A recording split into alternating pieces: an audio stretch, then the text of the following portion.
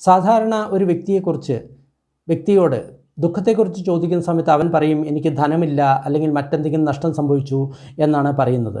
എന്നാൽ ബുദ്ധൻ ദുഃഖത്തെക്കുറിച്ച് പറയുന്നത് വേറെ തരത്തിലാണ്. ജാതി അല്ലെങ്കിൽ ജന്മം ദുഃഖമാണ്, വാർദ്ധക്യം ദുഃഖമാണ്, മരണം ദുഃഖമാണ്, അതേപോലെ തന്നെ പരിദേവം ദുഃഖമാണ്, അതേപോലെ തന്നെ അപ്രിയ കാര്യമായിട്ടുള്ള സംയോഗം അത് ദുഃഖമാണ്, പ്രിയ കാര്യങ്ങളിൽ നിന്ന് നമ്മൾ വിട്ടുപോവുകയാണ് അത് ദുഃഖമാണ്.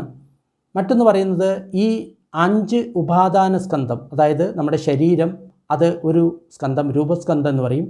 നമ്മുടെ ചിത്തത്തിലെ 4 സ്കന്ധങ്ങൾ, ഇതിനോടുള്ള ആസക്തി അത് തന്നെയാണ് ദുഃഖം എന്നാണ് പറയുന്നത്. അതായത് നമ്മുടെ ശരീരത്തിലും അതേപോലെ തന്നെ മനസ്സിലും എന്ത് വരികയാണെങ്കിലും അത് ഞാനാണ്, എൻ്റെയാണ് എന്ന് പറയുന്ന ആ ആസക്തി അതാണ് ദുഃഖത്തിന് കാരണം.